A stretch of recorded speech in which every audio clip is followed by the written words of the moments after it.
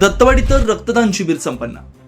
दत्तवाड तालुका शिरोळ येथील मनमिळावू व्यक्तिमत्व, नेहमी हसरा चेहरा असणारे कैलासवासी श्री अमोल महादेव मुधाळे यांचे काही दिवसांपूर्वीच अपघाती निधन झालं।